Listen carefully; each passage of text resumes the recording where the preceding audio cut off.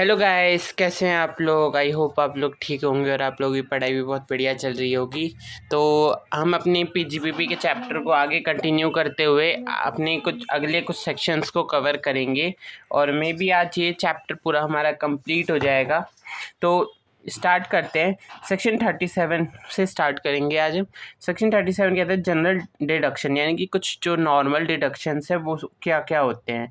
मतलब कि एक तो स्पेसिफिक डिडक्शन होते हैं जो कुछ स्पेशल केसेस पे ही मिलते हैं, लेकिन जनरल डिडक्शन की जो हर किसी को मिल जाए।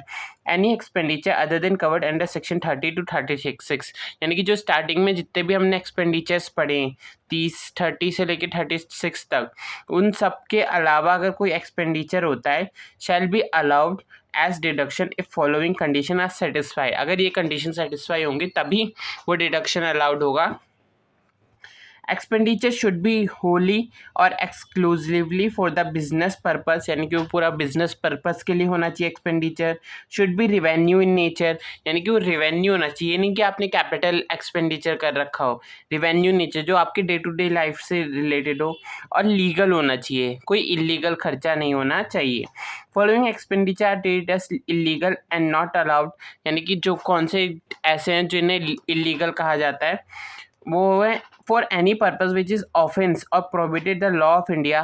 इंडिया का लॉ या इंडिया के बाहर का कोई भी लॉ किसी ट्रांजैक्शन से या एक्सपेंडिचर से अगर वायोलेट होता है, ऑफेंस होता है, या फिर लॉ ने मना कर रखा हो फिर भी आप वो ट्रांजैक्शन कर रहे हो, तो उस केस में भी आपको वो इलीगल माना जाएगा।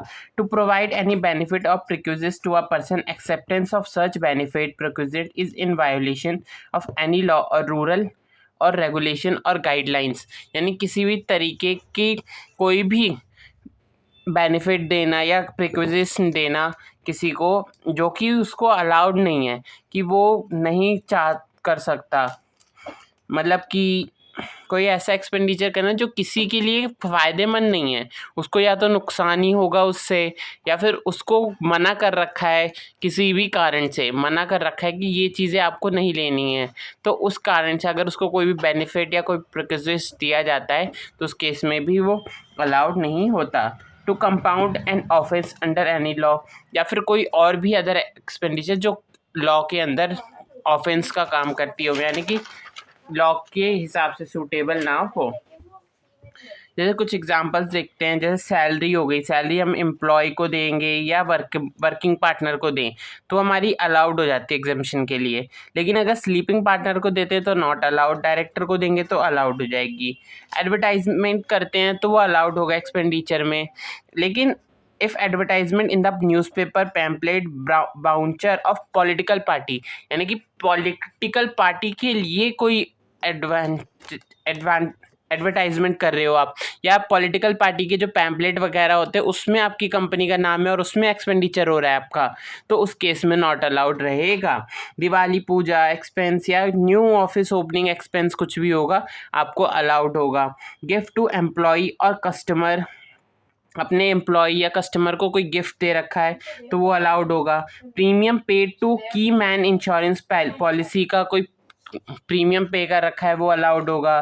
फ्री सैंपल्स प्रोवाइड कर रखे हैं फार्मा कंपनी ने डॉक्टर को, फार्मा कंपनी जो मेडिकल्स की चीज़ें बनाती है उसने डॉक्टर को कोई फ्री चीज़ दे रखी है या फ्री सैंपल के रूप में दे रखा है तो वो अलाउड नहीं होगा, वो एक्सपेंडिचर अलाउड नहीं होगा। कॉर्पोरेट सोशल रिस्पॉन्सिबिलिटी एक्सपेंडिचर, यानी कि CSR एक्सपेंडिचर जो होता है, हमने लॉ में पढ़ा है, लॉ में आप पढ़ सकते हैं क्योंकि अभी लास्ट वीडियो मैंने उसी की डाली है। Not allowed since it is not a purpose of business and profession, और ये बिजनेस और प्रोफेशन के लिए ना हो तब तक वो अलाउड नहीं हो सकता, यानी कि बिजनेस के अपने यूज़ के लिए ना हो तब तक अलाउड नहीं होगा। टैक्स इंटरेस्ट या पेनल्टी अगर कोई है तो कोई भी डायरेक्ट टैक्स तो बिल्कुल नहीं अलाउड है, लेकिन जो इनडायरेक्ट टैक्स है वो अलाउड है, लेकिन उसमें भी टैक्स और इंटरेस्ट अलाउड है, लेकिन पेनल्टी अगर आप पे कोई लगी है वो अलाउड नहीं होगा। लेकिन यहाँ फिर सेक्शन 43B आ जाता है। 43B क्या कहता है, अगर आपने रिटर्न फाइलिंग की ड्यू डेट तक फाइल कर दिया, यानी कि सब जमा कर दिया तो अलाउड है, नहीं किया तो नहीं है। Penalty of breach of law, अगर लॉ ब्रीच करते हो तो उस केस में नॉट अलाउड है, लेकिन अगर कोई पेनल्टी फॉर ब्रीच ऑफ है, पेनल्टी लॉ ब्रीच करने के लिए कोई पेनल्टी है तो उस वो अलाउड नहीं होगा। पेनल्टी फॉर एंड कोई कॉन्ट्रैक्ट ब्रीच करने पे पेनल्टी है तो वो अलाउड हो जाएगा। लॉ यानी कि जो कानून बना, मतलब कि जो हमारे इंडिया का लॉ है वगैरह उसको, लेकिन जो कॉन्ट्रैक्ट है ना, मतलब दो बंदों के बीच में कोई कॉन्ट्रैक्ट हुआ और वो कोई फुलफिल नहीं कर पाया तो उस केस में उसको पेनल्टी लगी तो वो आप अलाउ कर सकते हो। कोई अदर एक्सपेंस जैसे telephone, printing, stationery, audit, salary expense, ये सब अलाउड है if it is incurred in the business of profession. Business profession के पर्पज से जो भी होगा वो अलाउड हो जाएगा। यानी कि जो भी लीगल एक्सपेंसेस हैं बिजनेस के पॉइंट ऑफ व्यू से वो सब अलाउड है और इलीगल नहीं अलाउड है। और कुछ चीज़ें हैं जैसे जीएसटी है तो वो तभी अलाउड होगा अगर आप रिटर्न फाइलिंग की ड्यू डेट तक सबमिट कर देते हो तो। फिर उसके बाद नेक्स्ट सेक्शन हमारा आता है सेक्शन 40। सेक्शन 40 का कहता है amount of specifically not allowed और डिसअलाउड, यानी कि कौन से अमाउंट ऐसे हैं जो बिल्कुल ही नॉट अलाउड नहीं है। तो वो है, सबसे पहले A1 में पढ़ते हैं हम, payment made to non resident और फॉरेन कंपनी। अगर किसी नॉन रेजिडेंट या फॉरेन कंपनी को पेमेंट करते हैं तो वो अलाउड नहीं होगा। कैसे नहीं होगा? अगर amount paid credited to NR non resident या foreign company shall be disallowed 100%, पूरा डिसअलाउड होगा अगर TDS not deducted in previous year. अगर आपने उसका TDS नहीं काट रखा तो, और TDS काटा है लेकिन उसे गवर्नमेंट को पे नहीं किया रिटर्न फाइलिंग ड्यू डेट तक, तो उस केस में आपको उसका कोई भी एक्सपेंडिचर अलाउड नहीं होगा। मतलब कि जब फॉरेन में हम पे करते हैं मनी तो उससे पहले हम उसका TDS हमें ही काटना पड़ता है। नॉर्मली तो जिसके पास पैसा जा रहा है वो पे करता है, लेकिन जब हम कहीं आउटसाइड इंडिया पेमेंट करते हैं तो उसमें हमें खुद ही TDS काटना पड़ता है। अगर हमने नहीं काटा तो हमें अलाउड नहीं है वो एक्सपेंडिचर, और काटा है लेकिन अब गवर्नमेंट को पे नहीं किया रिटर्न फाइलिंग की ड्यू डेट तक तो वो भी अलाउड नहीं होगा। फिर पेमेंट मेड टू रेजिडेंट में भी सेम केस है, आपको 30% तक डिसअलाउड हो जाएगा, यानी बाकी तो होगा 70%, लेकिन जो 30% है वो डिसअलाउड हो जाएगा अगर आपने TDS नहीं काट रखा और TDS काटा है लेकिन गवर्नमेंट को पे नहीं किया। If TDS deducted in subsequent years or deducted in previous year but deposited to government after due date of return filing, then such sum 100 या 30% जो भी होगा बचेगा आपका shall be allowed in previous year, यानी कि आप जिस साल पे कर दोगे फिर आपका उस साल में आपको अलाउ हो जाएगा। आप उस साल फिर उसका डिडक्शन या डिडक्शन ले सकते हो या अपने एक्सपेंस में दिखा सकते हो। एक्सेप्शन ऑफ अबव सेक्शन, यानी कि जो सेक्शन अभी हमने पढ़ी उसके क्या एक्सेप्शन है कि इफ़ एनी अमाउंट पेड और credit and not deducted by payee, then मतलब कि जो एम्प्लॉय था उसने क्या किया, अमाउंट दे दिया मेंबर को फुल और उसने TDS नहीं काटा तो उस केस में क्या होगा, taken into account with such amount, यानी कि जो एम्प्लॉयर है, मान लो एम्प्लॉय है, उसने TDS नहीं काटा और एम्प्लॉयर को पैसे दे दिए, उसकी सैलरी दे दी। अब एम्प्लॉयर क्या करता है कि उस पूरे अमाउंट को अपने टोटल इनकम में इंक्लूड करता है, उस पर अपनी टोटल इनकम गवर्नमेंट को दिखाता है और उसमें जो भी टैक्स बनता है वो पे करता है। तो उस केस में क्या होगा, पहले ये पढ़ लेते हैं पॉइंट्स क्या है। Taken into account of such amount, यानी कि अपनी टोटल इनकम में उस अमाउंट को भी इंक्लूड करता है जो टैक्स उसे पे करना था, and has pay to tax to government on total income, और फिर उसके बाद वो टैक्स पे कर देता है। And file his return of income, अपनी रिटर्न ऑफ इनकम भी फाइल करता है। और पेयर जो है, यानी कि जो एम्प्लॉई था, हमारे एग्जांपल में एम्प्लॉयर था जिसने TDS नहीं काटा, अगर वो सर्टिफिकेट CA का सर्टिफिकेट ले जाके दिखा दे गवर्नमेंट को तो उसे भी जो भी डिसअलाउड हुआ है 30% रेजिडेंट के केस में और 100% नॉन रेजिडेंट के केस में, वो उसको उस साल में अलाउड हो जाएगा, उस साल में वो उसका एक्सपेंस मान सकता है। मान लो जैसे BB वर्चुअल प्राइवेट लिमिटेड है, 10 लाख का पेड 10 लाख सैलरी देनी थी उसे 19 जुलाई 2023 को एक प्रोफेशनल फीस मिस्टर केसवानी को विदाउट डिडक्शन, लेकिन TDS का डिडक्शन नहीं काटा तो मिस्टर केशवानी ने क्या किया, उस अमाउंट को अपने इनकम में इंक्लूड किया और उस पर गवर्नमेंट को टैक्स फाइल कर दिया और फाइल रिटर्न की 19 सितंबर 2024 को। एंड BB वर्चुअल ऑब्टेन, उन्होंने CA सर्टिफिकेट भी ले दिया। तो इस केस में क्या होगा, पहले तो 3 लाख का एक्सपेंस डिसअलाउड हो जाएगा 23-24 में, फिर उसके बाद रिटर्न फाइलिंग कर दी, तो रिटर्न फाइलिंग करने के बाद नेक्स्ट ईयर में 24-25 में उसे जो 3 लाख का डिसअलाउड हुआ था ना, क्योंकि रेजिडेंट के केस में हम 30% का डिसअलाउंस था, तो उस केस में जो बाकी का 3 लाख जो डिसअलाउ हुआ था वो अलाउड हो जाएगा जिस साल में उन्होंने रिटर्न फाइलिंग करी है। फिर उसके बाद नेक्स्ट आता है हमारा 40A3। उसमें क्या कहता है, TDS on salary payment outside India to NR any salary the paid. ये 2 बार पेमेंट मेड है पेमेंट के बारे में, और ये TDS on salary with outside, TDS जो पे किया वो अलाउड होगा कि नहीं। अगर salary paid to NR same वही है, then such salary shall be disallowed, same वही है इसका भी। Deposit late even by 1 day then salary not allowed, फिर भी सैलरी अलाउड नहीं होगी भले ही आप एक दिन से क्यों ना लेट हो। इसका कोई प्रोविज़न अलग नहीं है। TDS का केस आएगा ऑन सैलरी तो भी सेम ही है, आप पढ़ के देख सकते हैं। Any salary paid in outside India non resident, TDS नहीं काटा या फिर TDS काटा उसे गवर्नमेंट को नहीं दिया तो डिसअलाउड हो जाएगा। बस यहाँ रेट नहीं दे रखा कितना अलाउड होगा, तो आप उसके हिसाब से मान सकते हो। और नॉन मॉनेटरी प्रिक्विजिट दिया, उस पर जो टैक्स आया है, if any tax on non monetary perquisite of employee is paid by employer from own pocket then such tax is allowed to employee as deduction not allowed. यानी कि किसी प्रिक्विजिट पे टैक्स पे करना था एम्प्लॉयर को, लेकिन एम्प्लॉयर ने पे नहीं किया, एम्प्लॉई ने पे किया, तो उस केस में वो जो डिडक्शन है ना वो एम्प्लॉयर को नहीं मिलेगा बल्कि एम्प्लॉई को मिल जाएगा। यानी कि एम्प्लॉयर फिर उस पर कोई भी डिडक्शन नहीं ले सकता। नहीं, एम्प्लॉयर ने पे किया, एम्प्लॉई के पास एसेट्स थी, एम्प्लॉई के पास एसेट्स थी, एम्प्लॉयर ने जो उसे दी थी किसी भी प्रिक्विजिट के फॉर्म में, और एम्प्लॉयर ने उस पर टैक्स भी पे कर रखा है, तो उस केस में एम्प्लॉई को कोई भी डिडक्शन अलाउड नहीं होगा। तो उसके बाद amount payment to specified persons, कुछ स्पेसिफाइड पर्सन को पेमेंट किया तो क्या होगा, if any payment made to relative then assisting officer can disallowed excessive और अनरीजनेबल अमाउंट। यानी कि अगर आप अपने किसी रिश्तेदार या रिलेटिव को पेमेंट करते हो तो असिस्टिंग ऑफिसर क्या कर सकता है, जो अनरीजनेबल अमाउंट है, यानी कि आपने मार्केट के से कुछ ज़्यादा ही रेट में आप सैलरी या इंटरेस्ट वगैरह दे रहे हो, तो उस केस में वो मना कर सकता है।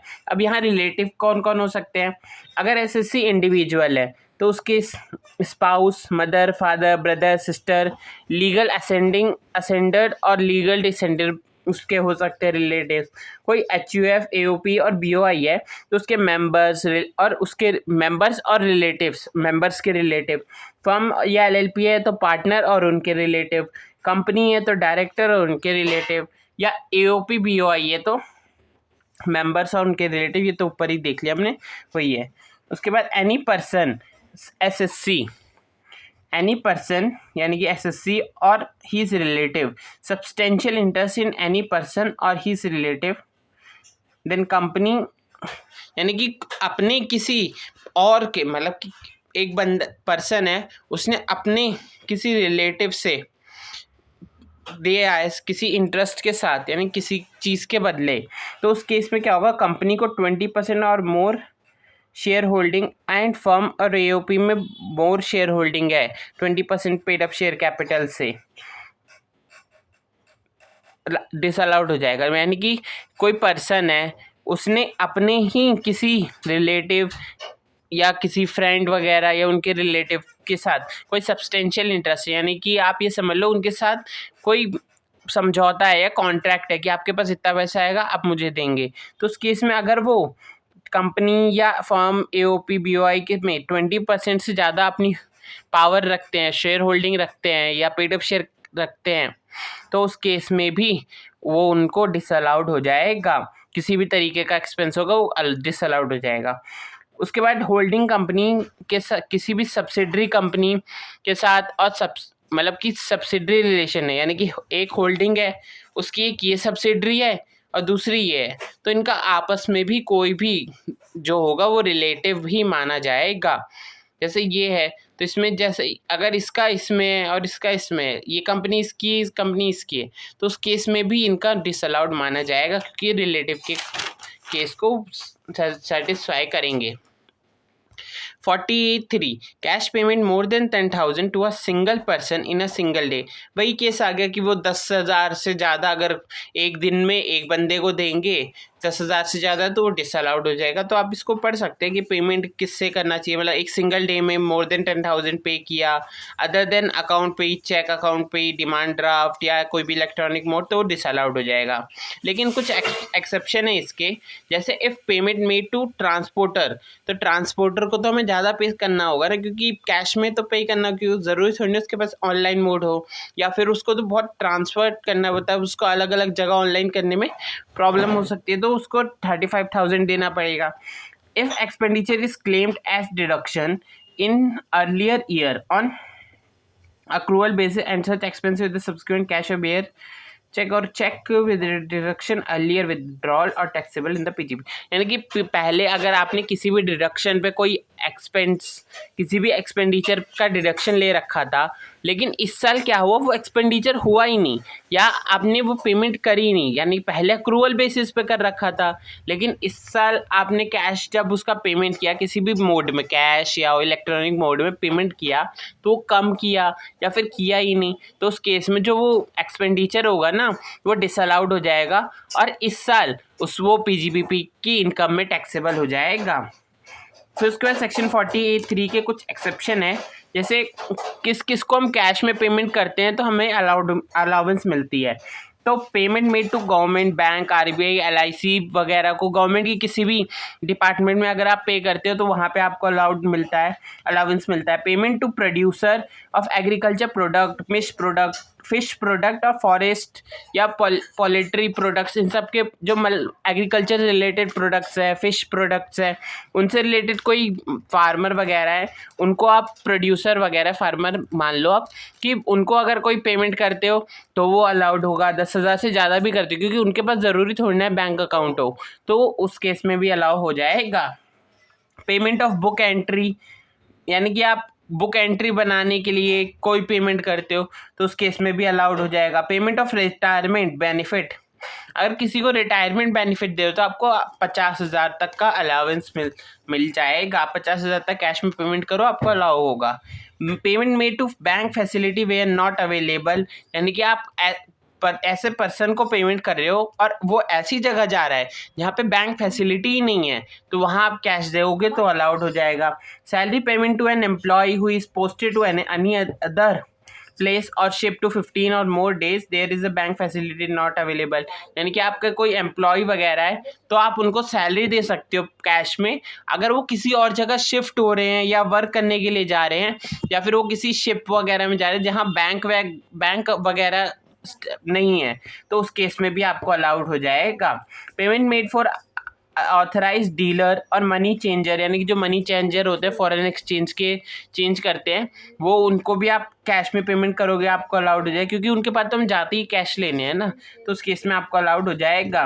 Payment made to agent who is required to make payment in cash, यानी कि अगर कोई गुड्स और सर्विस खरीदने के लिए आपको एजेंट को पेमेंट करनी पड़ रही है, एजेंट को पैसे देने पड़ रहे हैं 10,000 से ज़्यादा, क्योंकि जो गुड्स एंड सर्विस है वो जो है वो उस पर्सन के जो पेमेंट कर रहा है उसके बिहाफ पे सिर्फ कैश में ही ला सकता है। यानी कि मान लो एग्रीकल्चर एरिया में जा रहा है, तो अब एजेंट को कैश में देंगे तभी तो वहाँ एग्रीकल्चर एरिया में जाके देगा, फार्मर्स को कैश देगा, क्योंकि उनके पास तो बैंक अकाउंट ज़रूरी थोड़ी ना होगा, तो उस केस में वही पेमेंट अलाउड हो जाएगी। Payment made to products manufactured without aid of power in cottage industry, यानी कि किसी भी कोई भी तरीके की कॉटेज इंडस्ट्री में कोई प्रॉब्लम आ गई, किसी मैन्युफैक्चरिंग होती है जो, तो वहाँ पे भी आपको अलाउड हो जाएगा। उसके बाद प्रोविजन ऑफ ग्रेचुटी, ग्रेचुटी क्या होता है, एक तरीके का अलाउंस होता है जो एम्प्लॉई को दिया जाता है। Only payment to approve the gratuity fund और provisions for gratuity actually become payable during the previous year is allowed as deduction, तो उस केस में आप वैसे तो नॉर्मली अलाउड नहीं होता, लेकिन आप पेमेंट करते हो तो जितना आप पेमेंट करोगे उतने बेसिस पे आपको अलाउंस मिल जाएगा। उसके बाद प्रोविज़न होगा तो वो अलाउड नहीं होगा कि आपने प्रोविज़न क्रिएट कर लिया उसका और आप पेमेंट करें, तो ग्रेचुटी जब एक्चुअल पेमेंट करोगे ना वो अलाउडेंस मिल जाएगा आपको। तो उसके बाद सेक्शन 43B आता है, वो कहता है expense allowed on payment basis, यानी कि पेमेंट बेसिस पे किस किस चीज़ के पेमेंट बेसिस पे अलाउंस होगा, यानी कि आपने जितना पे किया उतना ही अलाउड होगा। तो उस केस में following expense are allowed if in only if it is be actually paid up to the due date of return filing as per section 139. Bonus commission आपने एम्प्लॉय को दिया, जितना दोगे उतना ही अलाउड होगा। अगर ज़्यादा बनता है लेकिन आपको अलाउड उतने होगा जितना आप पेमेंट करोगे। कोई टैक्स, ड्यूटी, सेस, फीस करा इनडायरेक्ट टैक्स की, वो अलाउड होगा जितनी एक्चुअल पेमेंट पे। कोई SPF, RPF, ASF, NPF या कोई भी अदर फंड है लॉ के, उनमें आपने जितना पेमेंट किया वो अलाउड होगा। लीव सैलरी है यानी इनकैशमेंट ऑफ अनयूटिलाइज लीव, यानी कि लीव की जो कब क्या होता है कि लोग एम्प्लॉयज़ अगर लीव नहीं लेते ना तो उनको एक बेनिफिट मिलता है कि वो उसके बदले एक सैलरी ले, उनको उसके बदले सैलरी मिल जाती है जब उनकी ईयर एंड पे या फिर रिटायरमेंट के टाइम पर। तो उस केस में अगर आप जितना पे करोगे आपको अलाउड हो जाएगा। Interest on loan taken from schedule bank, public financial institution, state financial corporation, state industrial corporation and NBFC, आप इनसे इनका इंटरेस्ट पे कर रहे हो लोन का, तो उस केस में भी अलाउड हो जाएगा। Any sum payable to Indian railway for the use of railway assets, railway assets use करने के लिए आप जितनी पेमेंट करोगे आपको उतना अलाउंस मिल जाएगा। If above a payment is made after due date of expenditure, then expenditure is allowed in the year in which actual payment is made। यानी कि आपने एक्सपेंडिचर इस साल करा लेकिन पेमेंट नेक्स्ट ईयर करा तो आपको नेक्स्ट ईयर ही अलाउड होगा, इस साल कोई अलाउंस नहीं मिलेगा। If interest payment is converted into loan debenture then it is not treated as actual payment, interest shall be allowed in which such instalment is paid. यानी कि आपका जो इंटरेस्ट है, क्या होता है बैंक कभी कभार करती है कि आपके जो इंटरेस्ट अगर ड्यू हो जाता है ज़्यादा तो आपके से परमिशन लेके उसको इंटरेस्ट को लोन में कन्वर्ट कर देती है। तो जो लोन में कन्वर्जन हुआ ना उसका अलाउंस आपको नहीं मिलेगा, लेकिन जब आप उस लोन की रिपेमेंट करेंगे ना, इंस्टॉलमेंट पे करेंगे, तो उसका अलाउंस आपको मिल जाएगा। उसके बाद सेक्शन 43BH कहती है, 43BH क्या कहती है कि any sum with the payable of the micro small enterprises shall be allowed current year if payment is actual paid, if payment is made within the time limit of the section 15 of MSME Act 2006, otherwise payment is not allowed in the made। यानी कि क्या होता है कि micro और small industries हैं तो company को उनको कुछ टाइम पीरियड के अंदर पेमेंट करनी होती है, क्योंकि वो तो एक वैसी स्मॉल कंपनीज़ हैं। अब उनको अगर टाइम से पैसा नहीं मिलेगा तो आगे के प्रोडक्शन कैसे करेंगे। तो लॉ कहता है कि आपको एक टाइम लिमिट दिया जाएगा, तो उस केस में आप उतने टाइम लिमिट के अगर अंदर पे करते हो तो आपको अलाउंस मिलता है, वरना आपको अलाउंस नहीं मिलेगा। Time limit under section 15 of MSME act के अंदर इसको डिफाइन किया गया है। टाइम लिमिट क्या रहेगी, अगर एग्रीमेंट बना हुआ है तो date of agreement in date agreed in agreement if shall not be more than 45 days. यानी कि आपने एग्रीमेंट बना रखा है कि आपको कितने में देना है तो आप उतने दिन में पेमेंट करिए, लेकिन वो 45 दिन से ज़्यादा नहीं होना चाहिए। मतलब कि आपने ऑप्शन तो दिया डेट का, लेकिन वो भी उसमें भी रिस्ट्रिक्शन डाल दी 45 दिन की। लेकिन अगर कोई एग्रीमेंट नहीं है तो आपको 15 दिन के अंदर, गुड्स एक्सेप्ट करने के 15 दिन के अंदर आपको पेमेंट करनी पड़ेगी। मीनिंग मतलब कि क्या है एंटरप्राइज का meaning of the micro enterprise और स्मॉल एंटरप्राइज कौन से होंगे, investment in plant and machinery and equipment, यानी कि जिनके एसेट्स 1 करोड़ तक हैं तो वो माइक्रो, और 10 करोड़ तक है तो वो स्मॉल, और टर्नओवर माइक्रो की 5 करोड़ और स्मॉल की अगर 50 करोड़ तक है तो उसके लिमिट रहेगी। मतलब कि ये है कि कैसे हम पता करें कि कौन सी माइक्रो है और कौन सी स्मॉल। फिर उसके बाद इस पर एक क्वेश्चन है, तो ये क्वेश्चन थोड़ा बड़ा है तो आप इसको खुद भी ट्राई कर सकते हैं। May 24 के RTP में आए इस साल के, तो आप इसको एक बार ट्राई करिएगा। मैं इसकी फ़ोटो अपलोड कर दूँगी, इसका डिस्कशन भी नीचे लिखा हुआ है। आपको कुछ ना आए तो आप मुझे पूछ ले सकते हैं, मेरे को मैसेज कर देना तो मैं रिप्लाई कर दूँगा, आपको समझा दूँगा अगर नहीं आता है तो। वैसे आपको आ जाएगा, इतना कोई मुश्किल है नहीं। उसके बाद हाउ टू सॉल्व PGBP की टोटल इनकम निकालने के लिए कैसे सॉल्व करा जाएगा। सबसे पहले इसके 2 मेथड हैं, एक डायरेक्ट और इनडायरेक्ट। पहले डायरेक्ट की बात करते हैं। डायरेक्ट में क्या है, डायरेक्ट रिसिप्ट और पेमेंट, यानी कि आपने जिसके हिसाब से बनाया है कि रिसिप्ट होगा, कैश मिलेगा, कैश पे करेगा उसके हिसाब से। यानी कि इनकम एज पर सेक्शन 2841 क्या कहता है कि एक्सपेंसेस अलाउड यानी कि जो पहली बात तो जो भी टोटल इनकम आई उसको उसमें से जो भी एक्सपेंस अलाउड हो गए 30 से लेके 37 तक जितने भी एक्सपेंस है उसको लेस कर दीजिए और पीजीबीपी आ जाएगा। ये सिंपल है। फिर उसके बाद सेकंड आता है कि profit and loss account, indirect में profit and loss account as per account ITA income tax act के अकॉर्डिंग आपको P&L अकाउंट बनाना पड़ेगा। मतलब कि आपने पहला तो अकाउंट्स एडवांस मतलब कि अकाउंटिंग स्टैंडर्ड के हिसाब से बनाया होगा फाइनेंशियल स्टेटमेंट, उसका P&L अकाउंट उसके हिसाब से बनाया होगा। अब यहाँ पे आपको क्या करना है, पहले तो उसका नेट प्रॉफिट लेना है जो भी आया था, उसमें भी जिसने भी डिसअलाउड कंसीडर सेपरेटली, यानी कि जो आइटम्स यहाँ पे अलाउड नहीं होते इनकम टैक्सेस में उसको ऐड कर देना है और जो होते हैं उनको लेस कर देना है, तो हमारा पीजीबीपी आ जाएगा। तो जब इसके क्वेश्चंस हम एक सेपरेट वीडियो में कर देंगे तो उसमें आपको अच्छे से क्लियर हो जाएगा कैसे कैलकुलेशन होती है, या फिर टोटल इनकम पे करेंगे तो। उसके बाद assets acquired from foreign country, अगर एसेट्स हमने फॉरेन कंट्री से मंगाई है तो क्या होगा, तो उस केस में क्या होगा, एज पर section 43A if any assets acquired from outside through foreign currency में लोन लेके आपने मंगाई है वो एसेट्स, और supply credit and loss gain with the time of the actual payment shall be adjusted block of assets, यानी कि जो एसेट्स का ब्लॉक होगा उसके हिसाब से वो एडजस्ट करनी होगी। मैं आपको एग्जांपल से समझाता हूँ किस तरीके से है तो आपको और अच्छे से क्लियर होगा। सबसे पहले देखो, बीबी लिमिटेड ने एक्वायर करी प्लांट एंड मशीनरी 16/7/2023 की, और कितने की करी, 16/7/2023 को $1,00,000 की करी पेमेंट उसकी, और पेमेंट मतलब डॉलर की खरीदी, ठीक है, यहाँ डॉट है।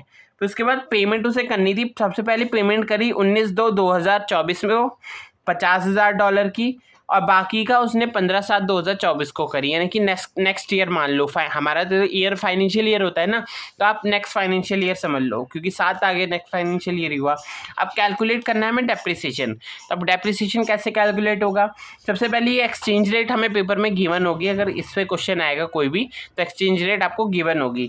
तो 16 को क्या थी 60, 19 को 72 और 8 को पर डॉलर के हिसाब से 57 था, इस हिसाब से था। अब डेप्रिसिएशन कैलकुलेट करते हैं, तो डेप्रिसिएशन कैलकुलेट करने के लिए सबसे पहले आपको ओपनिंग वैल्यू लेनी पड़ेगी, ठीक है।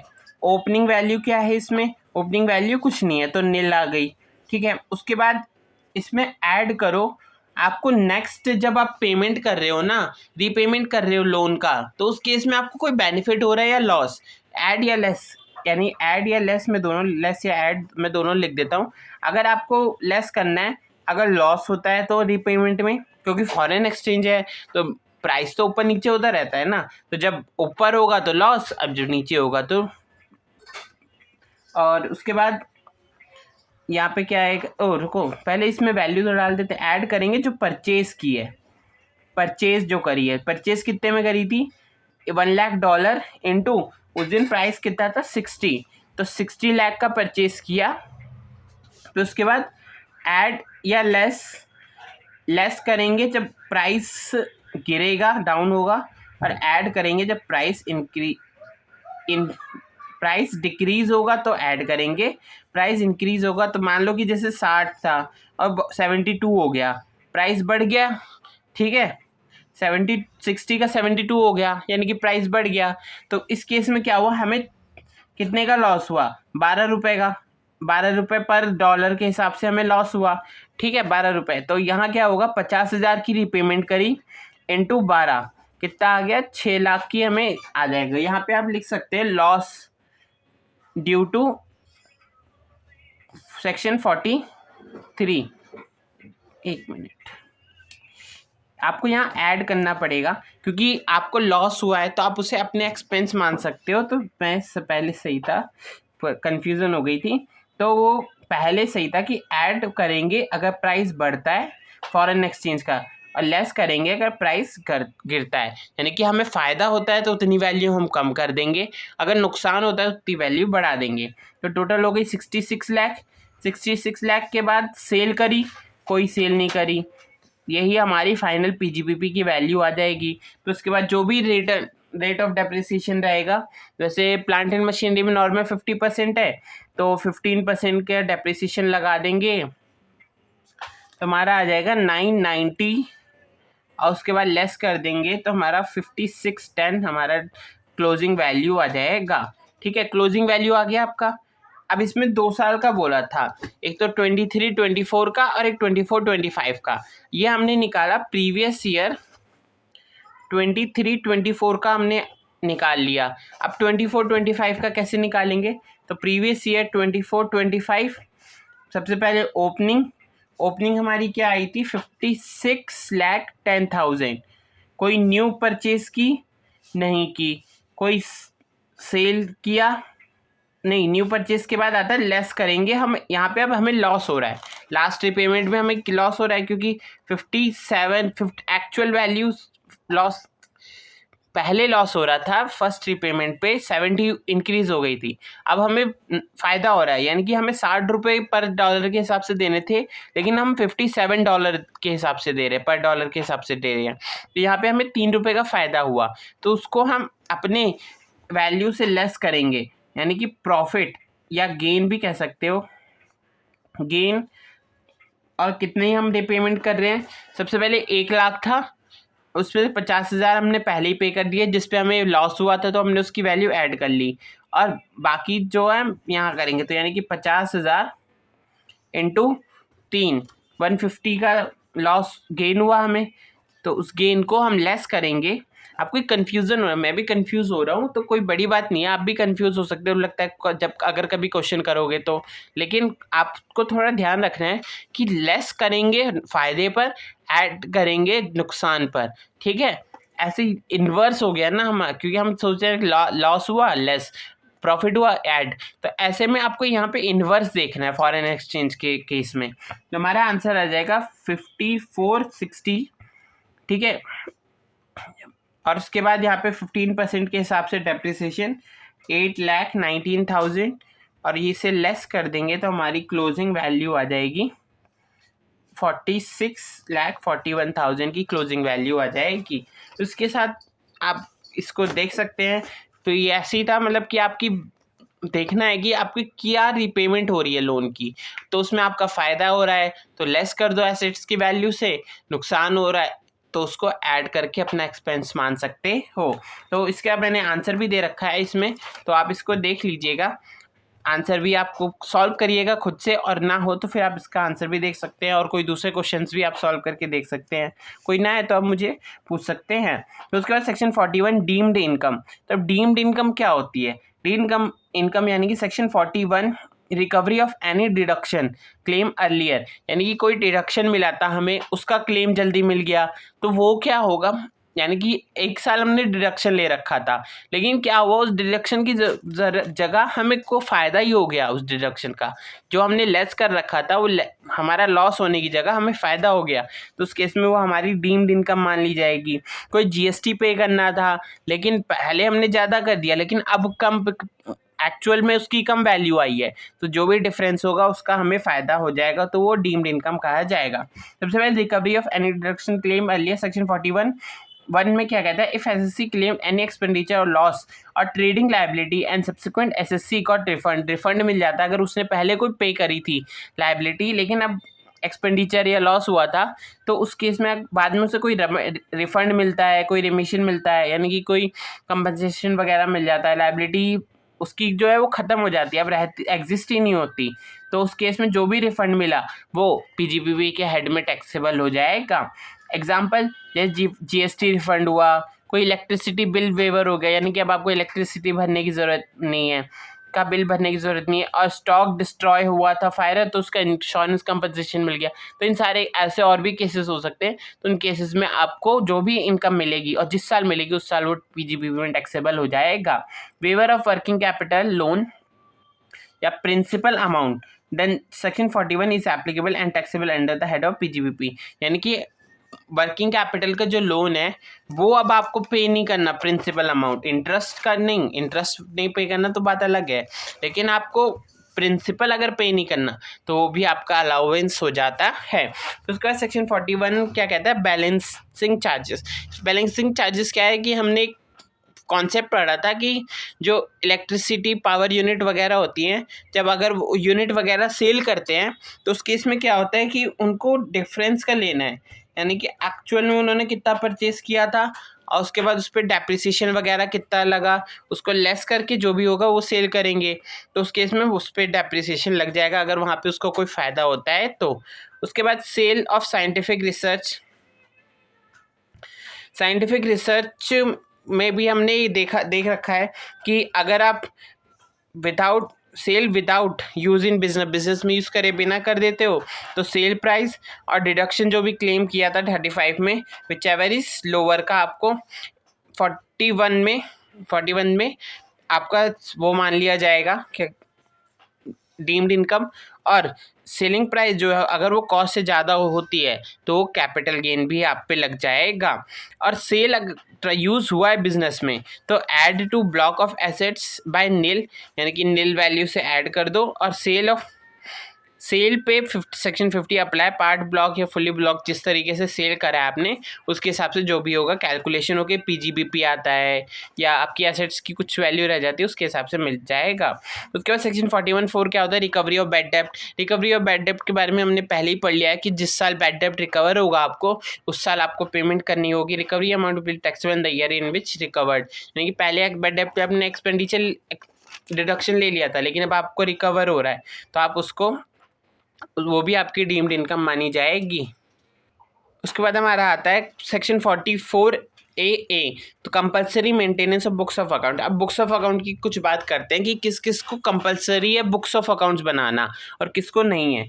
अगर कोई स्पेसिफाइड प्रोफेशनल है तो उसको in the case of assessee required to maintain specified books of gross receipt if more than 150, यानी कि अगर उसकी टोटल इनकम जो है वो 1.5 लाख से ज़्यादा है इन प्रीवियस 3 ईयर्स और likely to be 150 in the new profession, या तो आपका न्यू प्रोफेशन है तो भी आपकी, अगर आप न्यू प्रोफेशन अभी स्टार्ट किया है तो पिछले 3 साल की तो देख ही नहीं सकते ना।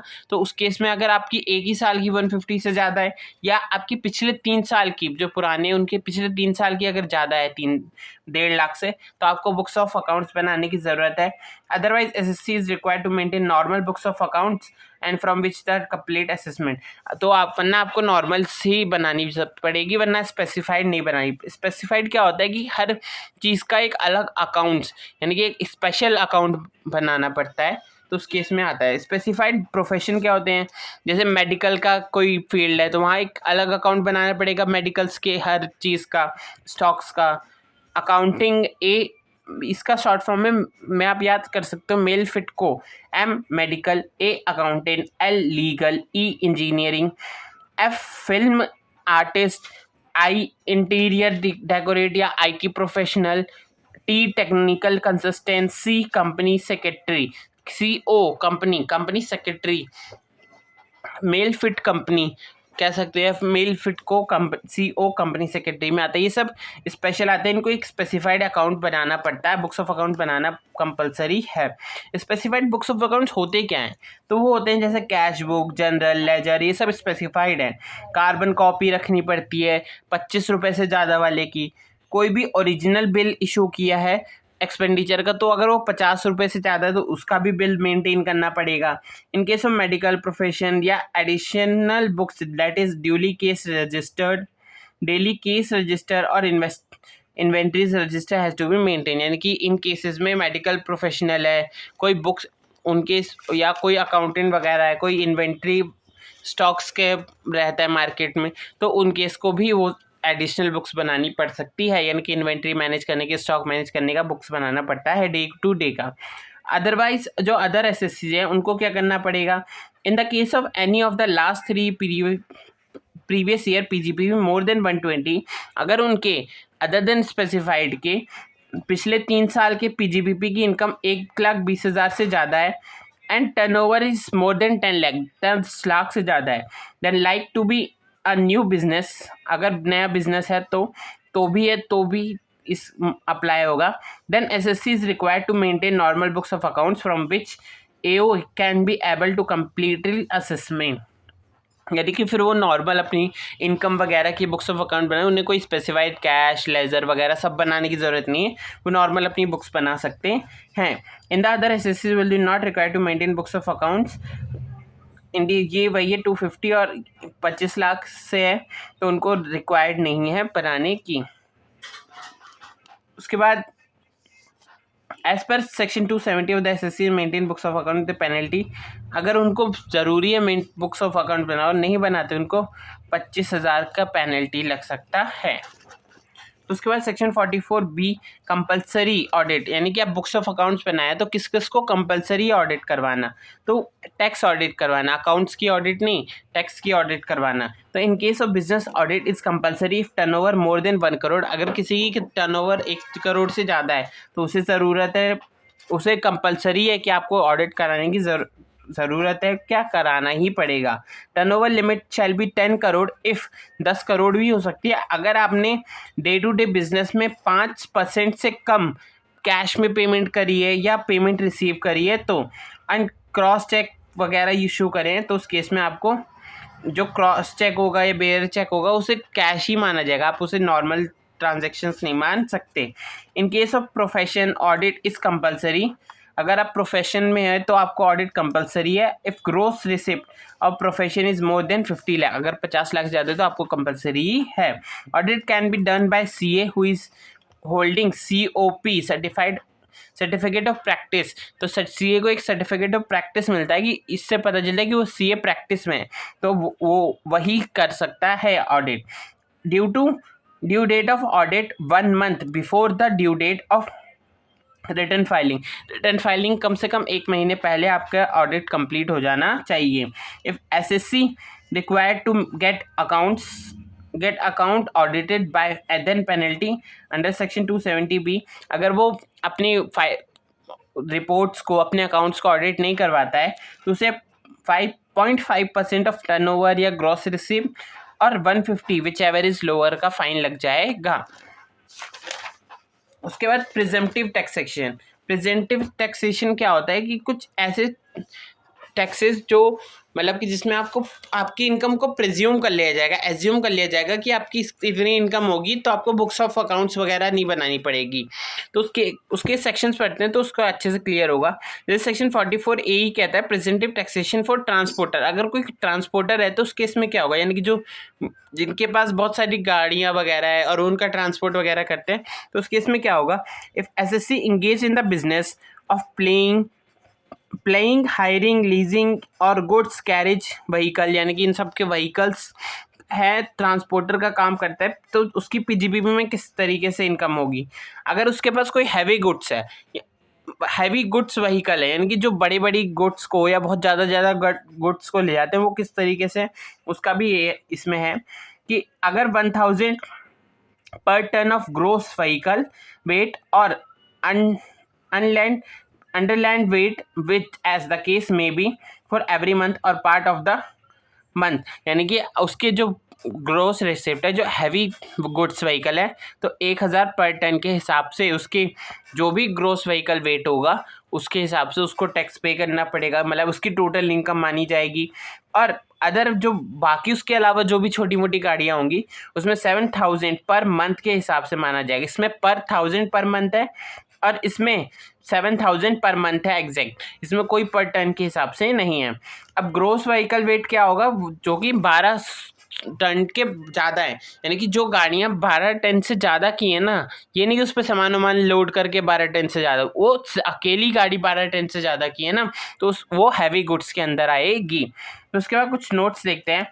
This section is applicable if SSC own maximum 10 vehicle, अगर वो 10 व्हीकल मैक्सिमम 10 से ज़्यादा करता है तो ये नहीं लगेगा, फिर उसको बुक्स ऑफ अकाउंट्स वगैरह बनानी पड़ेगी। लेकिन अगर मैक्सिमम 10 व्हीकल उसके पास है तो if assessee owned more than 10 vehicle then not applicable, तो ये सेक्शन एप्लीकेबल नहीं होगा। अगर 10 तक है तो उसका एप्लीकेबल हो जाएगा।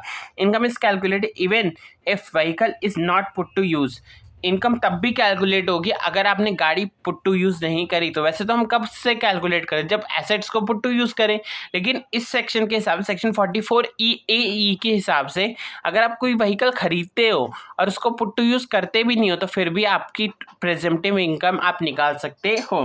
If gross vehicle weight is not available then assessee can consider, मतलब कि एसएससी एक उसको नॉर्मल व्हीकल मान सकता है।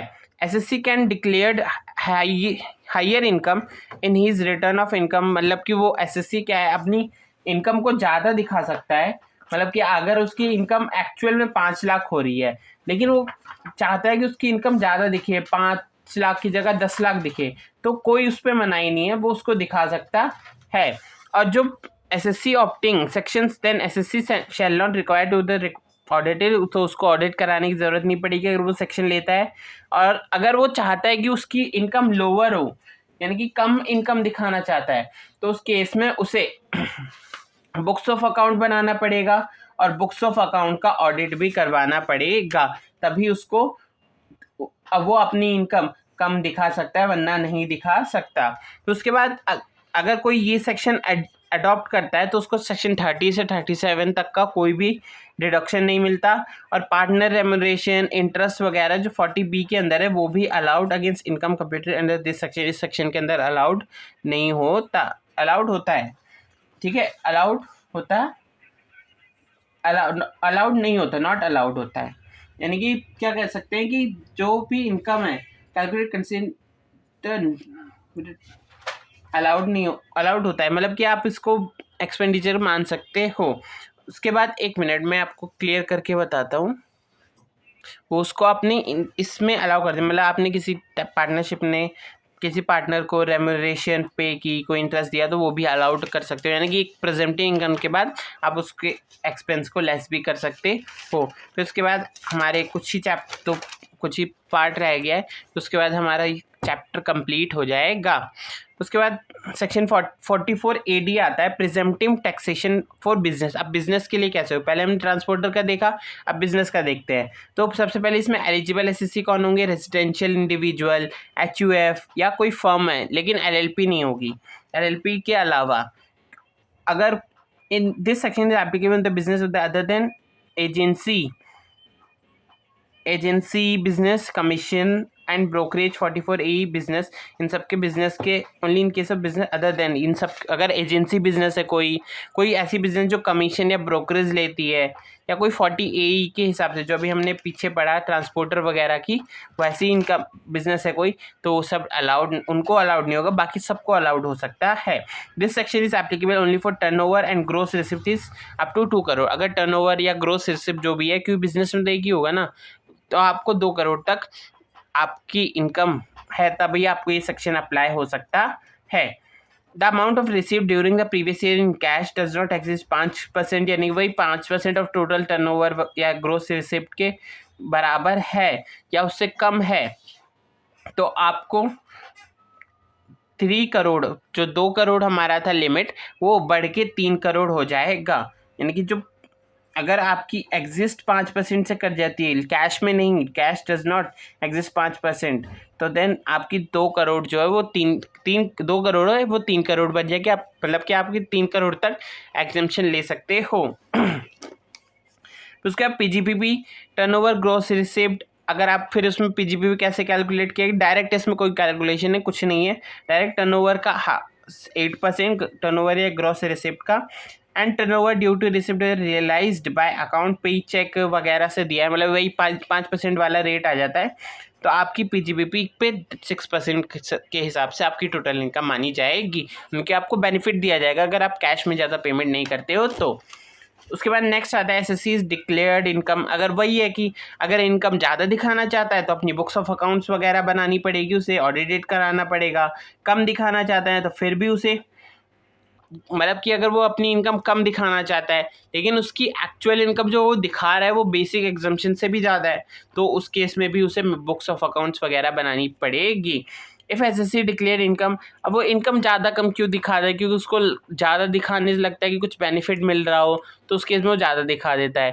लेकिन कम दिखाता है कि मतलब उतनी इनकम हो ही नहीं रही जितना उसे पे करना पड़े, तो वो बुक्स ऑफ अकाउंट बना के दिखा सकता है कि मेरी इनकम है ही नहीं और मैं इतना ज़्यादा टैक्स पे क्यों करूँ। If SSC declared income in any previous year, the section 44AD, he does not declare this 44AD in any of the 5 consecutive previous years, that shall not be eligible to benefit AD for 5 years subsequently to the year in which the SSC did not declare income 45। मतलब कि अगर उस SSC ने पिछले 5 साल में, continuous 5 साल में अगर किसी भी साल अपनी इनकम 44AD के हिसाब से नहीं दिखाई है, तो उसके ऊपर फिर 44AD अप्लाई नहीं होगा, फिर उसे बुक्स ऑफ अकाउंट्स बना के ही इनकम दिखानी पड़ेगी, फिर उसके इनकम को ये एज्यूम नहीं करी जाएगी। तो उसके बाद 44 ADA क्या आता है, ये आता है प्रोफेशन वालों के लिए, जो प्रोफेशनल फील्ड में होते हैं उनके लिए होता है। प्रिजम्पटिव टैक्सेशन किस तरीके से होता है, एलिजिबल एसएससी कौन कौन होगा, रेजिडेंटेड फर्म एक्सक्लूडिंग एलएलपी, एलएलपी नहीं आएगा उसके अंदर। This section is applicable only for professional having gross SSC 50 lakh. अगर आपकी 50 लाख तक है तो आपको प्रेजेंटिव इनकम बना सकते हो, अपनी प्रेजेंटिव इनकम निकाल सकते हो। If amount receive during the previous year in cash, वही कैश वाला आ गया। तो अगर आपके 5% से ज़्यादा का कैश पे पेमेंट या रिसिप्ट नहीं है तो आपकी वो 50 लाख 75 लाख तक पहुंच जाएगी। आप 75 लाख तक अपनी प्रेजेंटिव इनकम बना सकते हो, आपको फिर बुक्स ऑफ अकाउंट्स वगैरह बनाने की ज़रूरत नहीं पड़ेगी। तो उस केस में क्या होगा, आपका डायरेक्ट 50% का पीजीबीपी मान लिया जाएगा और एसएससी अपनी हायर इनकम दिखा सकती है, उसमें कोई उसकी मनाही नहीं है। लेकिन अगर उसको लोअर दिखाना है तो उसको बुक्स ऑफ अकाउंट्स बनाना पड़ेगा और अपनी बैलेंस शीट या अकाउंट बुक्स को ऑडिट कराना पड़ेगा। Deduction under section 30 to 37 allow नहीं होता प्रिजेंटिव में भी, और पार्टनर्स को भी रेम्यूनरेशन या इंटरेस्ट जो मिलता है वो अलाउड नहीं होता। लेकिन 4A में होता है, लेकिन AD और ADA में नहीं होता। फिर उसके बाद 40B आ गया, अब ये मे बी लास्ट है ये हमारा, उसके बाद हमारे पूरा चैप्टर कंप्लीट हो जाएगा। Remuneration and interest to partner by firm LLP, firm या LLP दोनों में से किसी ने भी अगर अपनी पार्टनर को रेम्यूनरेशन या इंटरेस्ट दिया है तो वो किस तरीके से अलाउ होगा और कितना अलाउड होगा वो देखते हैं। Interest and remuneration paid by firm LLP to partners allowed if following condition satisfy, अगर कुछ कंडीशन सेटिस्फाई करेगी तभी अलाउड होगा। Remuneration paid to only working partners, अगर सिर्फ वर्किंग पार्टनर को दोगे तभी अलाउड होगा, अगर किसी स्लीपिंग पार्टनर को दे रहे हो तो अलाउड नहीं होगा। Remuneration interest should be authorise by deed, अगर डीड में लिखा है कि आपको देना है इंटरेस्ट या रेम्यूनरेशन तभी आप अलाउ कर सकते हो, वरना आप अलाउ नहीं कर सकते। अलाउ करना यानी कि एक्सपेंस अपना दिखाना, यानी कि अपने प्रॉफिट को कम करने के नहीं कर सकते, अलाउ नहीं कर सकते उस पर कि आपका एक्सपेंस दिखा दो और एक्सपेंस दिखा के आप उस पर फ़ायदा ले लो कि आपकी इनकम कम हो जाएगी, वैसा आप नहीं कर सकते। Remuneration and interest should be relate to period falling after the date of partnership deed with prospective not retrospective, यानी कि जो भी अलावेंस रेम्यूनरेशन इंटरेस्ट होगा वो तब से होगा जब आपकी डीड बनी ना उसके आगे से। ये नहीं कि आप कह रहे हो रेट्रोस्पेक्टिव से, पिछले हमारे 2 साल से 3 साल से, वैसा नहीं होगा। आप आज से पार्टनरशिप बना रहे हो तो आज से आगे जितने भी आप सैलरी या इंटरेस्ट रेम्यूनरेशन पे करोगे वो सब आपकी अलाउ हो जाएगी अगर आपने डीड बना रखा है तो। Interest of partners capital and loan allowed maximum 12% simple interest, ये भी नहीं कि आप अनलिमिटेड दिए जा रहे हो तो आपको दो जितना हमें मतलब नहीं है, लेकिन आपको सिर्फ 12% ही अलाउड होगा, आप उससे ज़्यादा अलाउ नहीं कर पाओगे। Remuneration allowed on books profit basis, यानी कि जो रेम्यूनरेशन है वो बुक्स के प्रॉफिट के बेसिस अलाउड होगा।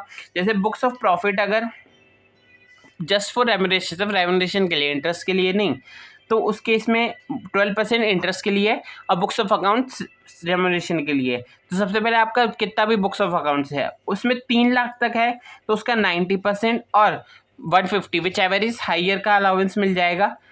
और बैलेंस जो बुक प्रॉफिट है जो बाकी का बचा हुआ, मान लो 5 लाख है, 5 लाख का 3 लाख तक यहाँ पे आ जाएगा एडजस्टमेंट, बाकी का जो 2 लाख बचेगा उसकी एडजस्टमेंट यहाँ डायरेक्ट 60% के आपका पीजीबीपी के अंदर इंक्लूड करना पड़ेगा। उसके बाद पीजीबीपी के अंदर इंक्लूड करना पड़ेगा। अब बुक्स प्रॉफिट कैलकुलेट कैसे करना है, तो उसको कैलकुलेट करने के लिए पहले नेट प्रॉफिट निकालो, पीजीबीपी का जो भी आया है उसमें रेम्यूनरेशन ऐड करो और डेप्रिसिएशन को ही करा है, अनऑब्जर्व डेप्रिसिएशन है जिसको इस साल राइट ऑफ नहीं कर रखा तो उसे लेस करके हमारे बुक प्रॉफिट आ जाएगा। अब ये ग्राफ बना रखा है मैंने जिसमें आपको समझने में इजी हो। अगर फर्म या एलएलपी पार्टनर को कोई भी पेमेंट करती है इंटरेस्ट या रेम्यूनरेशन की तो पार्टनर के हाथ में, अगर फर्म को अलाउड हुआ है, मतलब फर्म ने उस पर कोई भी टैक्स वगैरह पे नहीं करा तो पार्टनर को पे करना पड़ेगा, उसके पीजीबीपी के अंदर इंक्लूड हो जाएगा। लेकिन अगर फर्म ने डिसअलाउड कर रखा है या शेयर ऑफ प्रॉफिट में से डाल रखा है तो उस केस में क्या होगा, वो एग्जेम्प्ट हो जाएगा पूरा।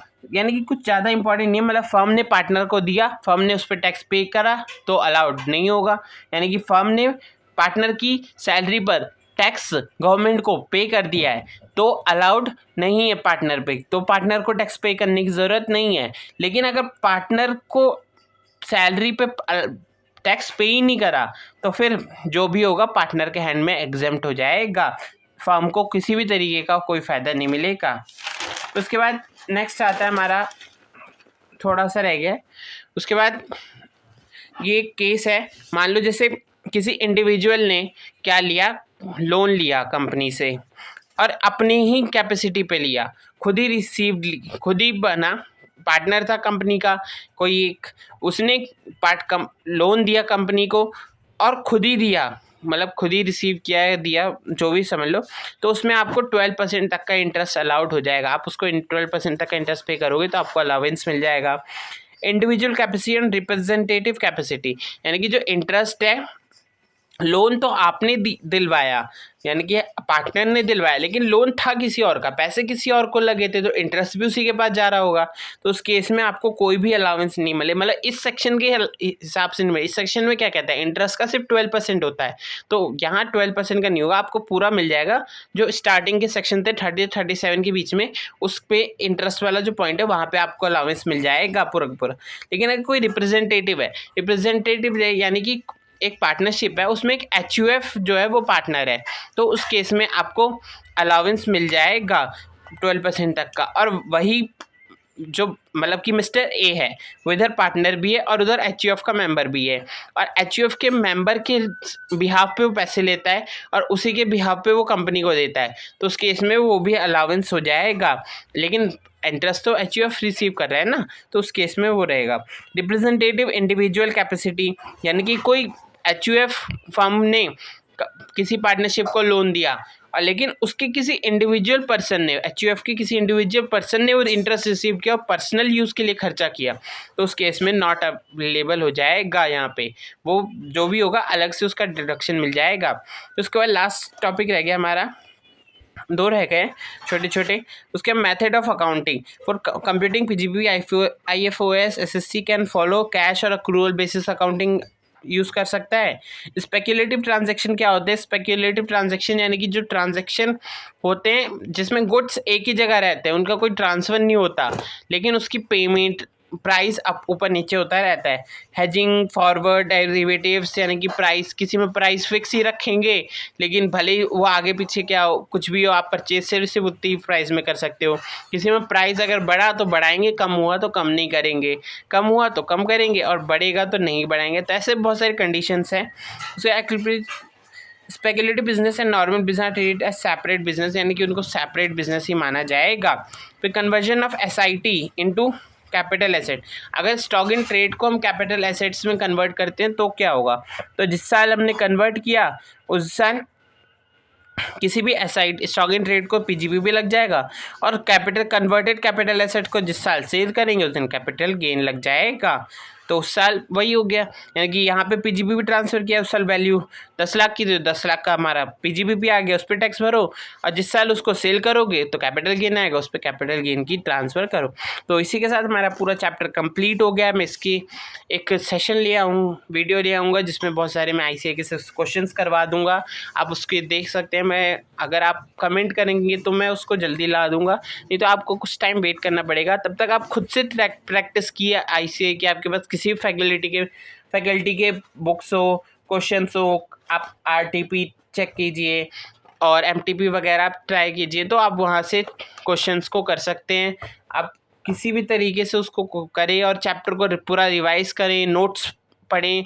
और वैसे चैप्टर कुछ ज़्यादा मुश्किल है नहीं, लेकिन बस कुछ ट्रांजैक्शंस इसमें याद रखने की ज़रूरत है, उससे ईजी, वैसे तो इससे ईजी कैपिटल गेन था, उसमें तो फॉर्मेट भी सेम था, इसमें फॉर्मेट एक ही है, बस इसमें भी वही है कि सेम वही चीज़ है कि उसमें भी कैपिटल वही कई सारी चीज़ें याद रखने की ज़रूरत है, क्योंकि अलग अलग जगह अलग अलग चीज़ का कैलकुलेशन हो रहा है। वैसे ही यहाँ पे अलग अलग तरीके की इनकम को अलग अलग जगह डीम्ड माना जा रहा है, किसी जगह एक्सपेंस माना जा रहा है, तो आपको याद रखना पड़ेगा। क्वेश्चन प्रैक्टिस कीजिए तो उससे आपको याद भी जल्दी रहेगा और प्रैक्टिस तो हो ही जाएगी, तो आपके एग्ज़ाम में मुश्किल नहीं आएगी। तो आई होप आप लोगों को मेरे कॉन्सेप्ट सारे समझ आए होंगे। पीजीपी में आपको बहुत मज़ा आया होगा। तो आप अगर आपको सारे कॉन्सेप्ट अच्छे लगे, कोई प्रॉब्लम नहीं आए, तो वीडियो को लाइक कीजिए, कमेंट करके मुझे बताइए कि कैसा लगा आपको, और नेक्स्ट चैप्टर कौन सा बताइए कि हम कौन सा स्टार्ट करें डायरेक्ट टैक्स में, क्योंकि आप जो कहेंगे हम वही स्टार्ट कर देंगे, सैलरी, क्लबिंग सेट ऑफ, या फिर कोई और चैप्टर, तो उसके हिसाब से हम स्टार्ट कर देंगे। और अपने फ्रेंड्स को शेयर कीजिए। कोई डाउट हो तो मुझे कमेंट करिए या फिर मुझे टेलीग्राम पे डीएम कीजिए, तो मैं आपके डाउट सॉल्व करूँगा। तो thank you and to all for seeing my video, and please like, comment and subscribe the channel and share with your friend for helping theirs. Thank you.